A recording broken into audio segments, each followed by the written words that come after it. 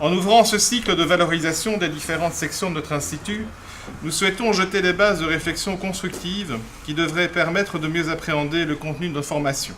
Ce sera l'occasion également de mettre le focus sur la vie des sections et de valoriser le travail de chacun des acteurs. Si nous entamons ce cycle par la formation KPS, ce n'est pas un hasard. Vous n'êtes pas sans savoir que le décret instituant cette formation en promotion sociale date de 2002. Comme vous l'aurez constaté, nous approchons de la date anniversaire des 10 ans.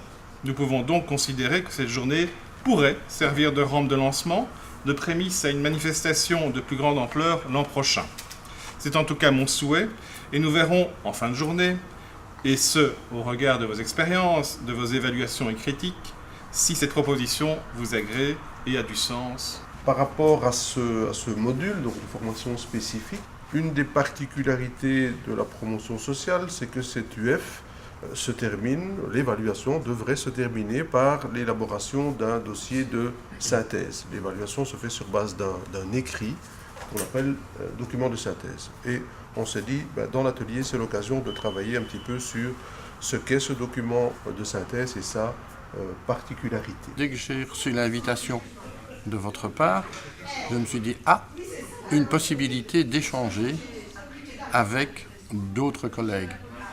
Jeune enseignant KPAS, donc c'est la 3e année que je donne cours au sein du KPAS, et c'est toujours très intéressant de pouvoir échanger nos pratiques.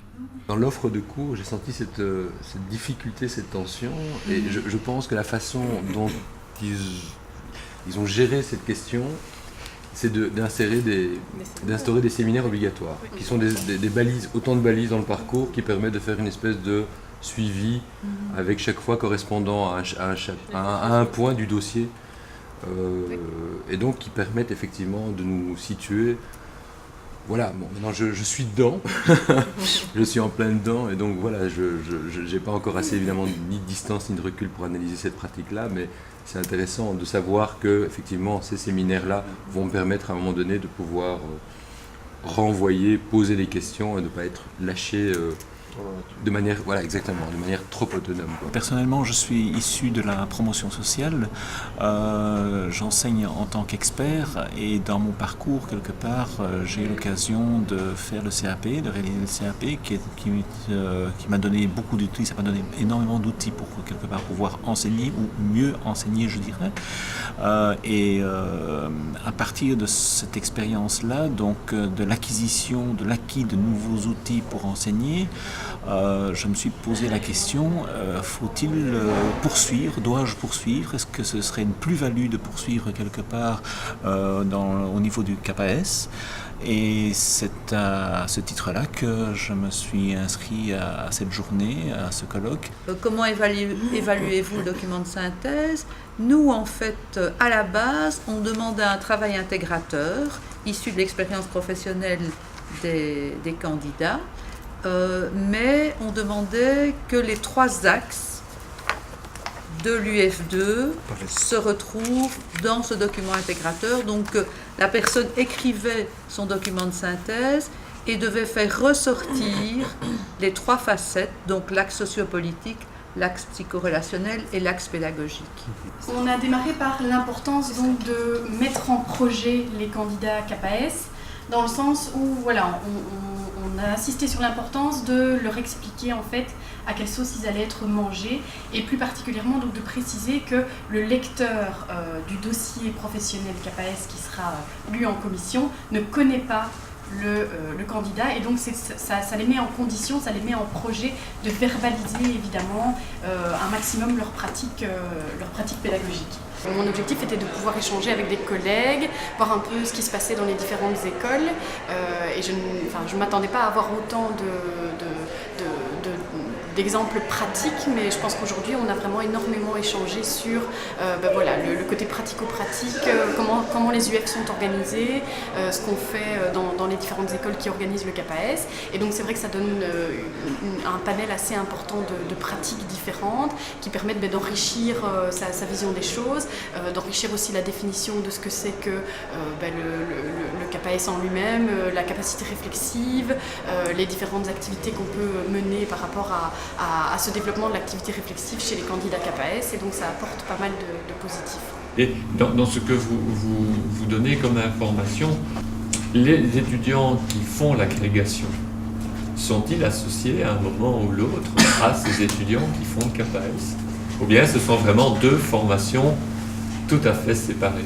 Alors ce que j'ai et qui est intéressant, c'est à la fois j'ai les étudiants qui ont cette agrégation, mais dans ma pratique d'enseignante en tant que coordinatrice pédagogique, j'ai vraiment des gens, comme vous relatez tantôt, qui n'ont aucune expérience pédagogique, qui sont des gens de terrain, qui ont beaucoup d'années d'expérience, mais qui arrivent et qui sont en contact direct avec des étudiants et sans aucun bagage.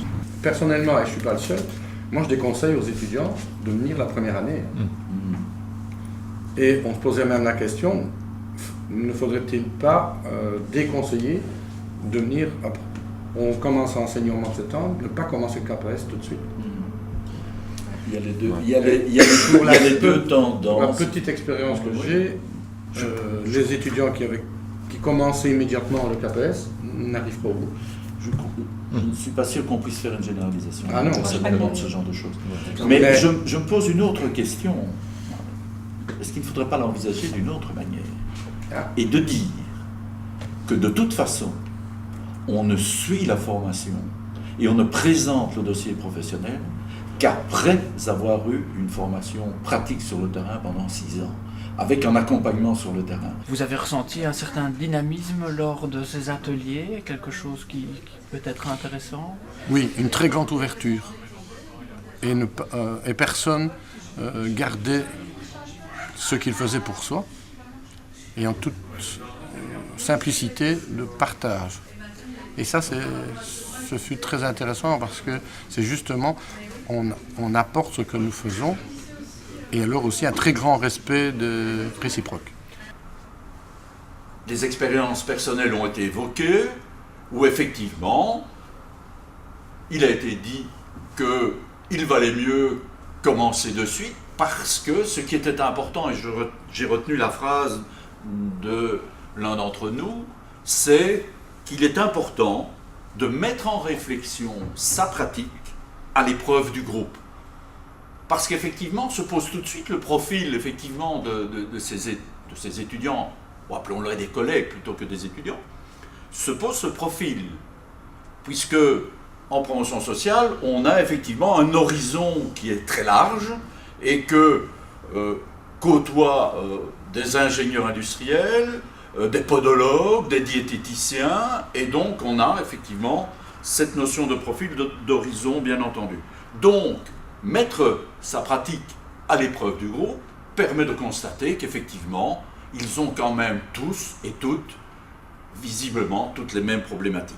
Moi, ça m'apporte énormément parce que le public que l'on rencontre est très varié et on perçoit, en tout cas à travers les contacts qu'on a avec eux, à travers les dossiers que l'on lit, vraiment la réalité des hautes écoles et des instituts de promotion sociale vraiment de façon très, très tangible et très, très concrète. Donc c'est très très riche d'être dans cette position-là, d'avoir la chance de... Finalement, je reçois autant que ce que je peux apporter bien modestement à mes collègues. En tant que formateur, ça c'est une de mes motivations. Selon le Robert, une problématique, je suis vraiment retournée à la base, c'est l'art de poser des questions. Et donc problématiser, c'est l'art de poser des questions pertinentes. C'est donc une caractéristique de toute activité scientifique.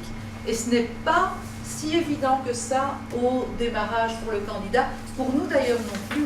Quand je vois ce qu'on a pu produire par rapport aux questions qui ont été posées, par rapport à l'animation qui a été donnée, je trouve qu'on a pu produire des choses qui ne sont pas abouties évidemment, mais qui en tout cas sont issues d'une réflexion, et d'une réflexion qui est en mouvement, justement, c'est ça qui est intéressant je pense, et qui va permettre de pouvoir rebondir dans ses propres pratiques. Les différents ateliers qui ont été organisés m'ont permis quelque part de répondre à à mes interrogations, surtout je dirais au niveau développement personnel.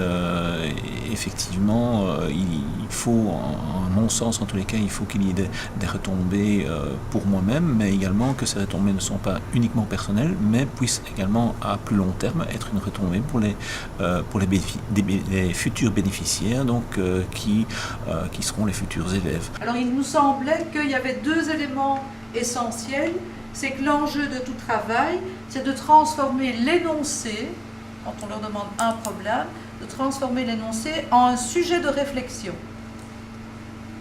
Donc voilà, je fais ce constat-là, mais qu'est-ce que j'en retire? Et le sujet de réflexion doit comporter une question, non pas implicite, mais explicite. Parce que si je dis je travaille sur les rapports de stage, oui, et alors je travaille sur les rapports de stage, mais pourquoi? Quelle est la question? Plusieurs mots qui étaient liés, en tout cas reliés dans accompagner. Donc d'abord il y a compagnon, ce qui suppose en tout cas un certain nombre, enfin d'être avec, à côté, mais aussi d'avoir un lien, peut-être des affinités. Alors, en termes de propositions, d'abord en termes de public, je pense que les questions qui ont été traitées ici, elles étaient nombreuses, peut-être un peu trop nombreuses pour aller en profondeur et pour trouver toutes les réponses que l'on cherche, mais même si ça met en piste un petit peu des réflexions à mettre en jeu et à développer pour plus tard. Et puis enfin, il me semblait que quand on accompagne, on peut soit avoir des actions de type plutôt attendre, respecter un rythme, mais aussi stimuler, encourager. Certainement ne pas s'arrêter à la formation KPS de promotion sociale. Je pense qu'il y avait des questions qui touchent à la fois la formation des enseignants en général, la formation même continue des enseignants, puisque le KPS a dans sa forme de formation un dispositif particulier qui est un retour sur la pratique. Il me semble très intéressant de poursuivre dans le sens, non pas outils sans réflexivité, enfin sans réflexion. Des outils, oui, mais à condition que ces outils-là, nous, quand je dis nous, les formateurs, nous servent à réfléchir sur notre pratique et pas uniquement outils égale recette. De ce que j'ai pu voir et de ce qu'on a pu déjà dégager, assez rapidement, suite aux différentes analyses que l'on fait, des propositions tout à fait concrètes de modification, par exemple, des unités de formation, de refonte des dossiers. Je crois qu'après une dizaine d'années, ça vaudrait la peine de faire ce travail et de proposer ce travail à la commission qui permet, ad hoc, qui permet de le modifier. Voilà, je crois que c'était un petit peu ça l'idée dans un premier temps, c'est un premier échange, puisque comme l'a dit notre directeur ce matin, notre idée était de lancer une dynamique d'échange, puisque le KPS, on est assez fort isolé par rapport à d'autres formations. On a facilement un voisin qui organise la même formation. Ici, nous sommes les seuls sur Bruxelles. À part les universités, bien entendu, mais en promotion sociale, nous sommes les seuls, donc nous n'avons jamais rencontré personne. Voilà, donc moi je pense qu'on est sur un chemin, on est peut-être au début d'un chemin, on a déjà débroussaillé beaucoup de choses, il y a des endroits qui sont carrossables, je pense qu'il est important de se dire que tout le monde ne travaille pas à la même vitesse parce qu'on n'a pas tous les mêmes moyens, mais il faut être capable de rassembler tout ça et de prendre quand même le plus de personnes sur les bas-côtés et de continuer à progresser comme ça vers quelque chose qui est, je pense, aussi important que la réussite, puisque le mot réussite apparaît là.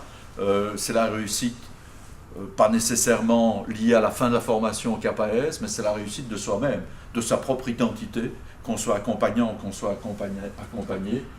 Et moi, personnellement, il y a un mot qui n'apparaît plus, mais qui est caché. Je pense que moi, j'ai pris du plaisir à pouvoir partager des choses. Et je pense qu'une de nos tâches en tant qu'accompagnateur, en tant que formateur, c'est pouvoir faire plaisir, c'est pouvoir apporter du plaisir. Je crois que c'est la tâche de beaucoup d'enseignants.